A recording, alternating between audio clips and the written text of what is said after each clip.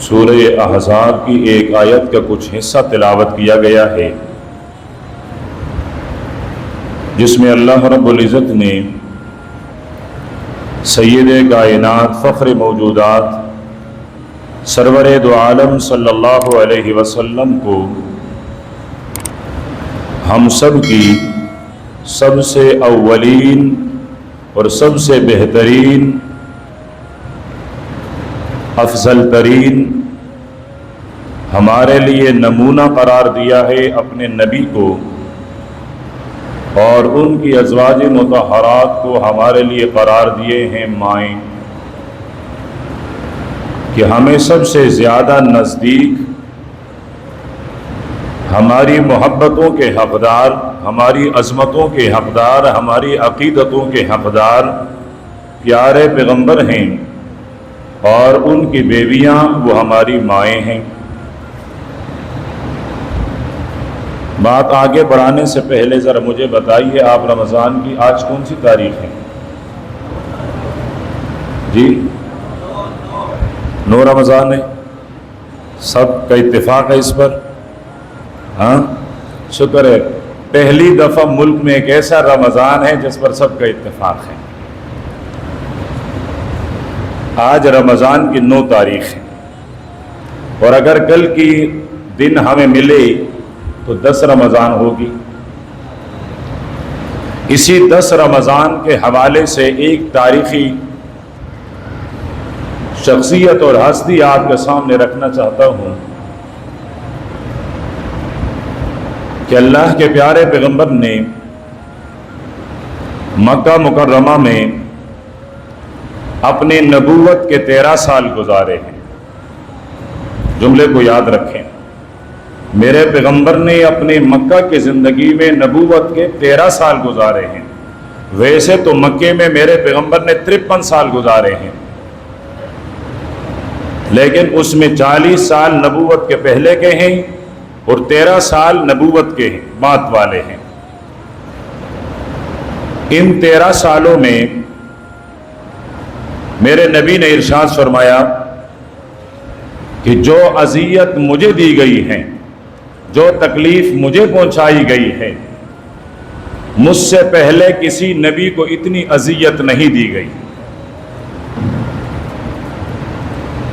مکہ کی زندگی میں اللہ کے نبی فرماتے ہیں جو اذیت اور تکلیف مجھے دی گئی ہے، مجھ سے پہلے جو میرے بھائی نبی پیغمبر گزرے ہیں ان میں سے کسی کو اتنی اذیت نہیں دی گئی ہے جو مجھ اکیلے محمد عربی کو دی گئی ہے۔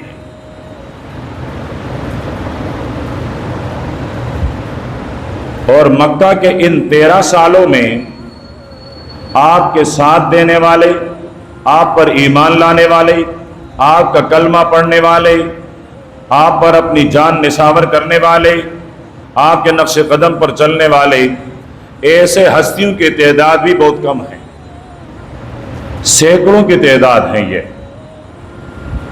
جن کو سینکڑوں میں شمار کیا جا سکتا ہے کہ اتنے 100 لوگ آپ صلی اللہ علیہ وسلم پر ایمان لائے تھے،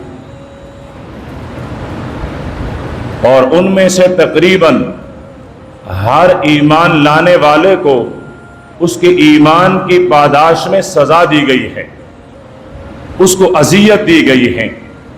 تو ہر صحابی کی اذیت میرے پیغمبر کی اذیت، ہر صحابی کی تکلیف میرے پیغمبر کی تکلیف۔ تو اس لیے فرمایا جو اذیت مجھے دی گئی ہے مجھ سے پہلے کسی کو نہیں دی گئی۔ اب ان اذیت کے سالوں میں، ان تکلیف کے سالوں میں، ان پریشانیوں کے سالوں میں 2 ہستیاں ہیں جن کی رفاقت، جن کا ساتھ دینا آپ کے لیے سہارا بنی رہی۔ ایک ہستی کا تعلق 4 دیواری کے اندر سے ہے، ایک ہستی کا تعلق 4 دیواری سے باہر۔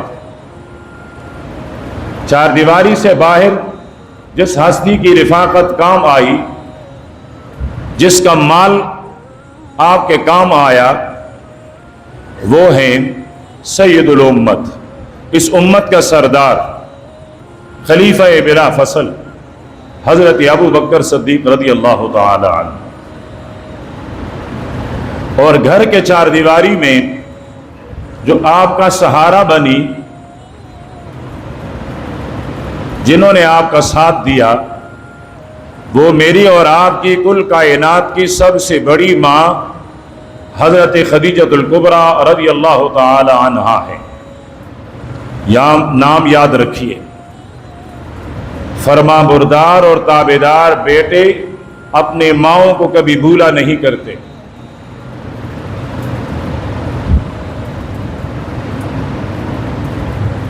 تو ہم اگر تابعدار بیٹے ہیں تو اپنی تمام ماؤں کو، اور جو ان ماؤں کی سردار ہیں حضرت خدیجہ، ان کو تو ضرور یاد رکھا کریں۔ تو 10 رمضان المبارک، 10 نبوی، یہ حضرت خدیجۃ الکبریٰ رضی اللہ تعالی عنہا کے وفات کا دن ہے۔ رمضان کا مہینہ ہے اور کل رمضان کی 10 تاریخ ہیں۔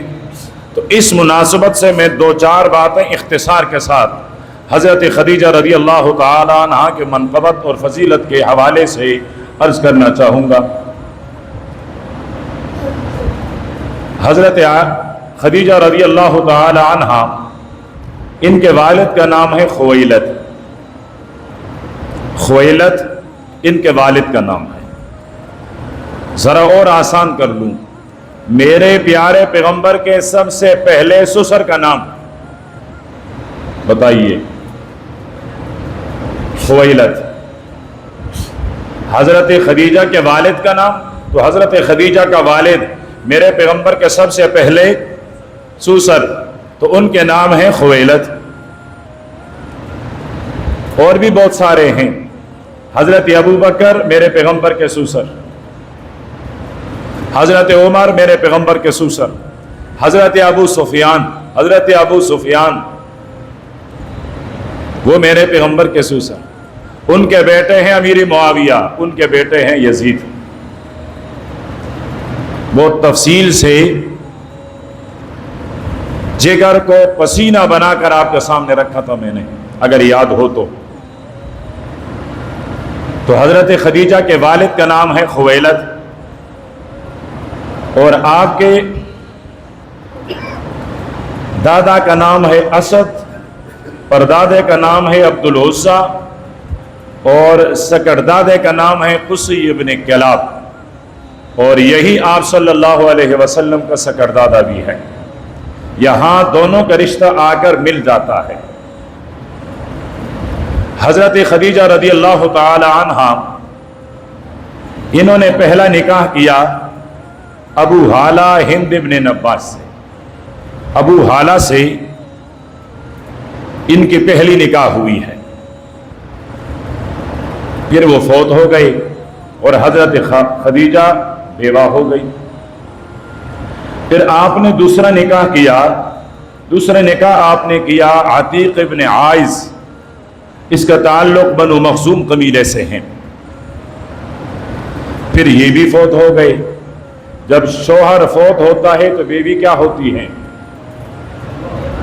بیوہ۔ چلو شکر ہے۔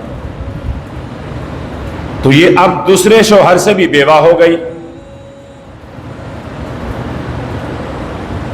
تیسرا نکاح، آپ صلی اللہ علیہ وسلم شام کے سفر میں گئے ہیں، حضرت خدیجہ کا مال لے کر، غلام ساتھ میں ہیں، واپسی ہوئی ہے، تجارت میں بہت بڑا فائدہ ہوا، غلام نے آپ کے بہت سارے اوصاف بیان کیے، تو حضرت خدیجہ نے خود نکاح کا پیغام بھیجا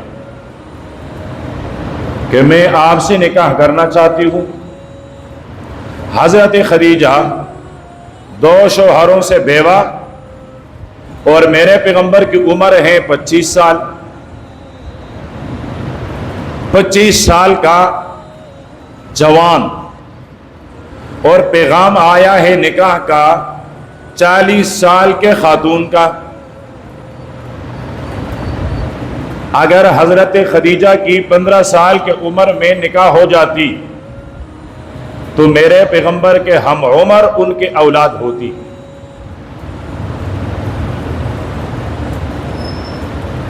آپ شاید سمجھے نہیں کہ اگر حضرت خدیجہ کی نکاح 15 سال میں ہو جاتی اور آپ کے ہاں بچہ پیدا ہوتا تو وہ بچہ عمر میں میرے پیغمبر کے ہم عمر ہوتا.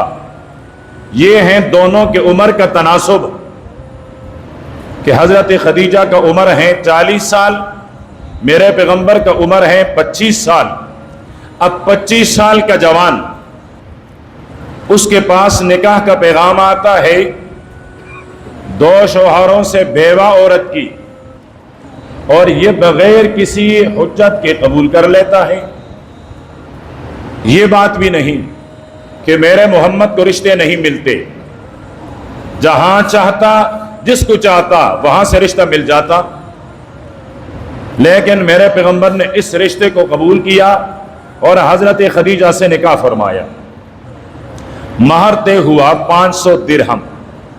500 درہم پر آپ نے حضرت خدیجہ سے نکاح فرمایا. نکاح کے بعد حضرت خدیجہ کے بطن مبارک سے آپ کے اولاد ہوئی ہیں. قاسم ہیں، عبداللہ ہیں، طیب ہیں، طاہر ہیں، اور بچپن ہی میں ان بچوں کا انتقال ہوا ہے. پھر آپ کے ہاں بچیاں پیدا ہوئی ہیں. حضرت زینب ہیں، حضرت رقیہ ہیں، ام کلثوم ہیں، اور حضرت فاطمہ ہیں رضی اللہ تعالی عنہ. یہ آپ کی بچیاں ہیں. 15 سال کا عرصہ میرے پیغمبر کے ساتھ حضرت خدیجہ نے گزارا جب میرے پیغمبر نبی نہیں بنے تھے.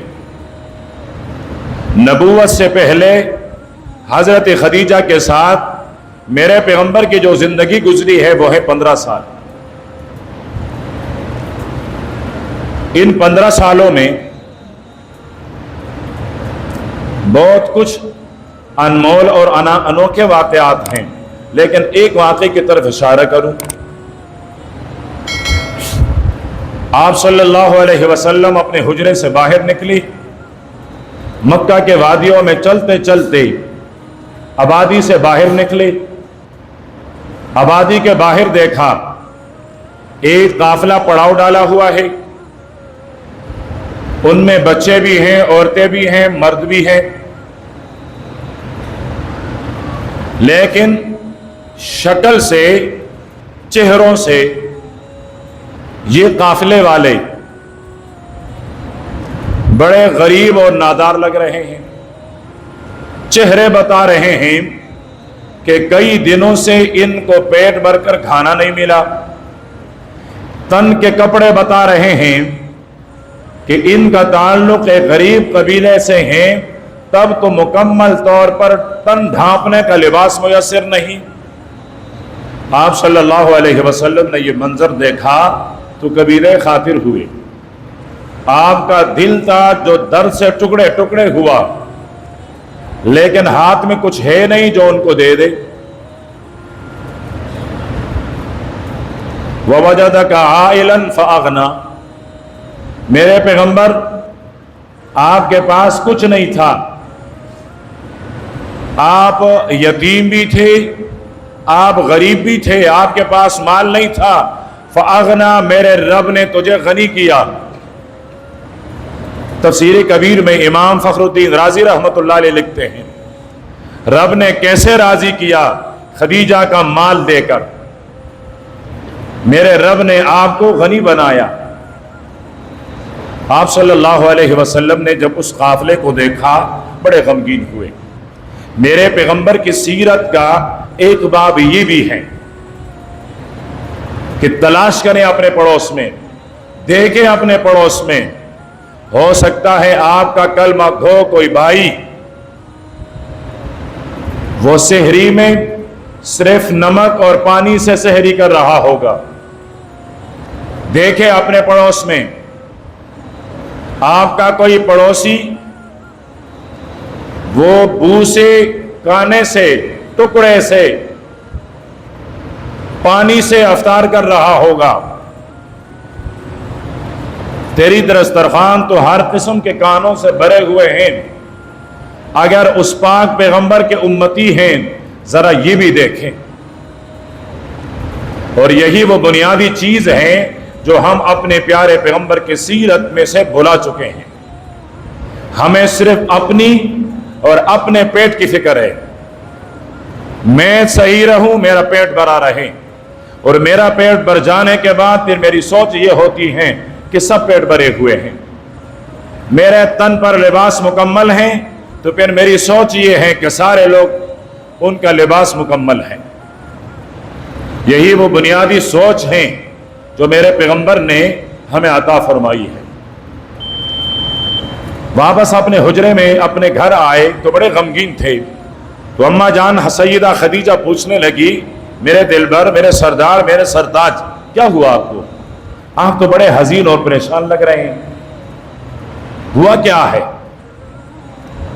فرمانے لگے، خدیجہ کیا بتاؤں، قافلے والوں کو دیکھا، چہرے مرجھائے ہوئے ہیں، پیلے اور زرد ہیں، جسم پر لباس مکمل نہیں، لیکن میرے محمد کے ہاتھ خالی ہیں، دے دوں عطا کر لوں تو کیا عطا کروں؟ فرمایا اچھا اس بات نے تجھے غمگین کیا؟ کہ ہاں ہاں خدیجہ یہی بات ہے۔ فرمایا ذرا ایک مہربانی کیجیے، مکہ کے سرداروں میں سے فلاں سردار، فلاں سردار، فلاں سردار، فلاں سردار، ان کو ذرا برا کے لائیے۔ اللہ کے پیغمبر گئے، ان تمام سرداروں کو بلایا۔ جب اللہ کے نبی ان کو بلانے کے لیے گئے، حضرت خدیجہ نے تجوریاں اور الماریاں کھولنے شروع کی، یہاں سے اشرفیاں نکالے، وہاں سے نکالے، وہاں سے نکالے، وہاں سے لگائے، ایک ڈھیر سا بن گیا اشرفیوں کا۔ اتنے میں اللہ کے پیارے پیغمبر سرداروں کو لے کر آئے۔ اشرفیوں کا ڈھیر کتنا تھا؟ اللہ کے پیارے پیغمبر فرماتے ہیں، میں اشرفیوں کے اس کنارے اس سائڈ پر بیٹھ گیا تو میرے جسم کو ان اشرفیوں نے ڈھانپ لیا، یعنی اس طرف کو وہ مجھے نظر نہیں آ رہا تھا، اتنی اشرفیاں ڈھیر کر کے لگائی حضرت خدیجہ رضی اللہ تعالی عنہا نے۔ پھر ان سرداروں سے مخاطب ہو کر کہنے لگی، تم سارے سردار گواہ ہو جاؤ کہ میرا تمام سرمایہ اور مال یہی ہے جس سے میں تجارت کرتی رہی، اور حضرت خدیجہ کوئی عام خاتون نہیں ہے، عرب کے مالدار ترین خاتون میں سے ایک خاتون ہے، عرب کے مالدار ترین لوگوں میں سے ایک نام حضرت خدیجہ کا ہے، تجارت کے اعتبار سے مشہور تاجروں میں ایک نام حضرت خدیجہ کا ہے۔ فرمایا تم گواہ رہو، یہ سارا مال آج کے بعد میں نے اپنے شوہر محمد کو دے دیا ہے۔ حضرت خدیجہ رضی اللہ تعالی عنہا اس نے گواہ بنایا سارے سرداروں کو کہ یہ مال میں نے دے دیا اپنے شوہر کو، تانے نہیں دیے، تمہارے پاس کچھ تھا نہیں، تمہارے پاس کیا تھا، سارا مال تو میرا ہے، تانے نہیں دیے۔ اچھا پریشان ہو کر میرا حبیب آ رہا ہے، یہ لیجئے آج کے بعد یہ سارا مال تیرا ہے، میرا کچھ بھی نہیں ہے، اور یہ جہاں چاہیں جس طرح چاہیں خرچ کرتا رہے۔ اب اس کے بعد یہ مال آپ صلی اللہ علیہ وسلم کا ہوا اور آپ خرچ کرتے رہیں۔ مجھے وہ دوسری ہستی بھی یاد آئی، ایک دن آ کر عرض کرنے لگے، آقا آپ نے فرمایا ید العلیاء خیر من ید السفلی، کہ اوپر والا ہاتھ، دینے والا ہاتھ لینے والے ہاتھ سے افضل ہوتا ہے۔ اللہ کے نبی نے فرمایا حضرت ابو بکر ہاں میں نے یہی کہا ہے، یہی کہا ہے میں نے۔ فرمایا اللہ کے حبیب جو ہاتھ کسی کو دیتا ہے وہ افضل ہیں، اور لینے والا ہاتھ وہ اس سے کم تر ہیں؟ فرمایا ہاں۔ پوچھنا کیا چاہتے ہو ابو بکر بتاؤ؟ عرض کرنے لگے آقا آپ کو ضرورت ہوتی ہے، آپ حکم دیتے ہیں، ہم مال لے آتے ہیں، ہم دینے والے ہوتے ہیں، آپ لینے والے ہوتے ہیں۔ میں رات بھر اس میں پریشان رہا کہ میرے ہاتھ تو افضل ہو گئے نبی کے ہاتھوں سے، جبکہ نبی کے ہاتھ تو ہمیشہ افضل ہی ہوا کرتے ہیں۔ اس بات نے مجھے پریشان کیا، رات بھر سونے نہیں دیا۔ اس طرح صبح آپ کے پاس آیا ہوں، آپ گواہ رہیے آج کے بعد ابو بکر کا مال ابو بکر کا نہیں، محمد الرسول اللہ کا ہے۔ صلی اللہ علیہ وسلم، آج کے بعد میرے مال میں آپ جیسا چاہیں تصرف کرتا رہیں۔ وہاں ہم کہتے ہیں صدیق اکبر، یہاں ہے صدیقۃ الکبریٰ۔ یہ جو خدیجہ کے ساتھ الکبریٰ لگا ہے یہ ہے الصدیقۃ الکبریٰ، کہ خواتین میں سب سے بڑی صدیقہ حضرت خدیجہ اور مردوں میں سب سے زیادہ وہ حضرت ابو بکر رضی اللہ تعالی عنہ۔ نبوت کا اعلان ہوا تو حضرت خدیجہ نے آپ کا ساتھ دیا، 10 سال تک برابر آپ کا ساتھ دیتا رہا۔ 2 ہستیاں ہیں جنہوں نے مال کمایا ہے، لیکن ان کا مال کہاں خرچ ہوا؟ ایک حضرت ابو بکر ہیں، دن بھر تجارت کرتے ہیں، مال کماتے ہیں، لیکن لا کر محمد عربی پر لٹا لیتا ہے۔ دوسرے حضرت خدیجہ ہیں، تجارت کرتی ہیں، مال کماتی ہیں، لیکن اس مال کے بدلے میں، اس تجارت کے بدلے میں جو سرمایہ اسے نصیب ہوا ہے وہ سرمایہ ہے محمد عربی صلی اللہ علیہ وسلم۔ اس سرمایہ کے بدلے میں اس کو اتنا بڑا سرمایہ ملا ہے اور اپنا سارا سرمایہ اس سرمایہ پر قربان کر دیا ہے۔ آخری بات عرض کروں، مقدر حضرت خدیجہ کا مقدر، حضرت ابو بکر نے میرے پیغمبر کو دیکھا، جی بھر کر دیکھا، 3 راتیں غار کے اندر، 3 راتیں غار کے اندر جی بھر کر دیکھا۔ سارے صحابہ کرام کو ناز ہیں، ابو بکر سے کہہ رہے ہیں ابو بکر ہماری ساری زندگی لے لینا، وہ 1 رات جو تو نے غار میں نبی کے ساتھ گزاری ہے وہ دے دینا۔ حضرت ابو بکر غار کے اس 1 رات کو دینے کے لیے تیار نہیں۔ لینے والے، سودا کرنے والے، اپنی تمام زندگی دینے والے کوئی عام نہیں، حضرت عمر ہیں رضی اللہ تعالی عنہ۔ دوسری طرف حضرت خدیجہ کو ملا ہے دیکھنے کے لیے میرے پیغمبر کتنے سال؟ 25 سال، تنے تنہا، یک تنہا 25 سال اس نے صحبت اٹھائی ہے میرے پیغمبر کی۔ میرے پیغمبر کے 25 سال کی عمر میں شادی ہوئی، 15 سال نبوت کے بعد کے اور 10 سال نبوت کے، 15 سال نبوت سے پہلے کے اور 10 سال نبوت کے بعد کے، یہ 25 سال میرے پیغمبر نے کوئی دوسری نکاح، کوئی دوسری شادی نہیں کی۔ یہاں گھر کے 4 دیواری میں دیکھنے والے آنکھیں ہیں حضرت خدیجہ کی اور چہرہ ہے محمد عربی کی صلوات اللہ وسلامہ علیہ۔ اتنا بڑا اعزاز کسی کو نہیں ملا۔ میری ماں حضرت عائشہ بھی ہے، میری ماں حضرت حفصہ بھی ہیں، میری ماں حضرت میمونہ بھی ہیں، میری ماں حضرت جویریہ بھی ہیں، میری ماں حضرت سودا بھی ہیں۔ 10 مائیں ہیں حضرت خدیجہ کے علاوہ، 10 مائیں ہیں پیغمبر کی، 10 بیویاں حضرت خدیجہ کے علاوہ ہیں، لیکن انہوں نے میرے پیغمبر کو اتنا نہیں دیکھا جتنا یک تنہا حضرت خدیجہ نے دیکھا۔ ایک طرف ایک صحابی آتا ہے، میرے پیغمبر کی 1 منٹ کی دیدار کرتا ہے، کلمہ شہادت پڑھتا ہے اور ابھی دنیا سے رخصت ہو جاتا ہے۔ 1 منٹ میرے آقا کے چہرے کی زیارت کی ہے ایمان کی حالت میں، صحابی ٹھہرا ہے، اس کو پروانہ ملا ہے رضی اللہ عنہم ورضوا عنہ، اللہ ان سے راضی، یہ اللہ سے راضی۔ حالانکہ میرے پیغمبر کے چاند جیسے مکھڑے کو دیکھا کتنا عرصہ، کتنا وقت؟ 1 منٹ، فرض میں مثال دے رہا ہوں، 1 منٹ دیکھا، صحابی بنا، اللہ راضی ہو گیا۔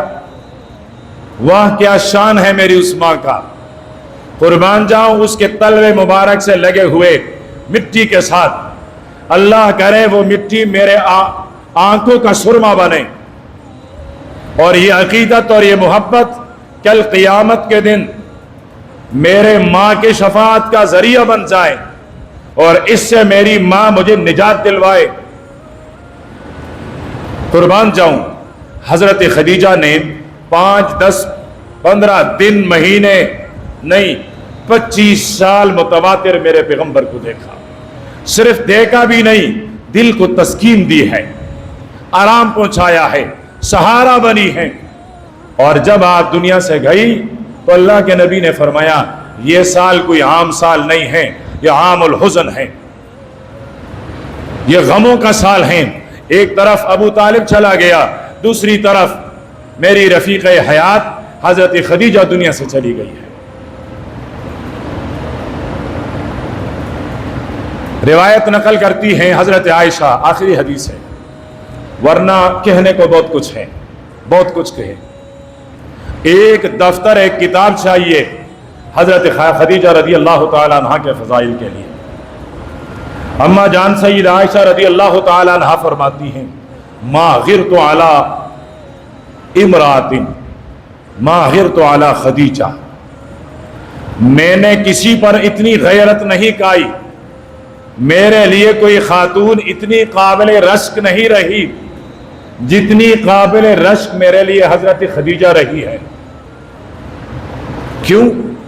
اللہ کے پیارے پیغمبر بیٹھے تو حضرت خدیجہ کا ذکر کریں، چلے تو حضرت خدیجہ کا ذکر کریں، دن ہے تو حضرت خدیجہ کا ذکر کریں، رات ہے تو حضرت خدیجہ کا ذکر کریں. کوئی خاتون دستک دے دروازے پر تو اللہ کے نبی فرمائے یہ دستک دروازے پر دینے کا یہ تو خدیجہ کی طرح ہے. خاتون بولے تو فرمائے اس کے بولنے کا انداز تو خدیجہ کی طرح ہے. ہر جگہ یہ حضرت خدیجہ کو یاد کریں تو مجھے غیرت آئی، ہے کاش خدیجہ کی جگہ میں ہوتی، مجھے اللہ کے پیارے پیغمبر اسے یاد کرتے. لیکن میری اسما کو کیا پتا کہ تیرا مقام تو اپنی جگہ آسمانوں میں ہے، تو اپنی جگہ عظمت کے ایک مینار ہیں. اللہ کے پیارے پیغمبر اپنے حجرے میں ہیں، حضرت جبریل تشریف لائے، عرض کرنے لگے آقا اب یہ ایک خاتون آئے گی اور اس کے ہاتھ میں ایک کٹورا ہے، اس میں سالن ہے، کھانا ہے، وہ آپ کو وہ سالن اور کھانا دے گی.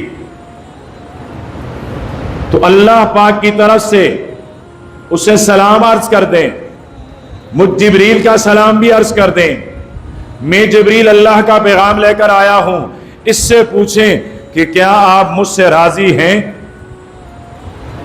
نہیں سنا آپ نے، نہیں سنا.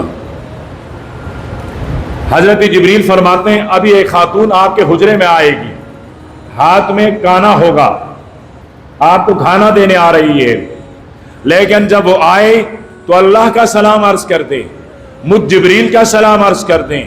پھر میں جبریل اللہ کا پیغام لے کر آیا ہوں، اور وہ پیغام یہ ہیں کہ اس آنے والے خاتون سے پوچھیں کہ کیا آپ اللہ سے راضی ہیں. میرے اور آپ کے روزے اس لیے ہیں رب راضی ہو جائے، میرے اور آپ کے جمعے کی نمازیں رب کو راضی کرنے کے لیے ہیں، میری اور آپ کے تراویح رب کو راضی کرنے کے لیے ہیں، میرے اور آپ کے تہجد رب کو راضی کرنے کے لیے ہیں، میرے اور آپ کے صدقات رب کو راضی کرنے کے لیے ہیں. پھر بھی معلوم نہیں میرے روزوں نے رب کو راضی کیا کہ نہیں، میرے نمازوں نے رب کو راضی کیا کہ نہیں. یہاں اللہ پاک پوچھتا ہے، اللہ پوچھتا ہے خدیجہ سے پوچھیں کیا خدیجہ تم مجھ سے راضی ہو بھی کہ نہیں. اتنے میں حضرت خدیجہ تشریف لائی. اللہ کے پیارے پیغمبر نے فرمایا خدیجہ ابھی جبریل میرے پاس ہیں، رب کا سلام لے کر آئے ہیں، جبریل کا سلام بھی لے لیں، اور اللہ پاک پوچھ رہے ہیں تو مجھ سے راضی ہے. فرمایا مجھ خویلد کے بیٹے کی کیا مجال جو رب سے راضی نہ ہو جائے، میں تو ہر حال میں اپنے رب سے راضی ہوں. فرمایا اچھا پھر سن لینا، تیرے لیے یہ پیغام بھی ہے کہ رب تجھے جنت میں ایک موتی کا بنا محل دے گا.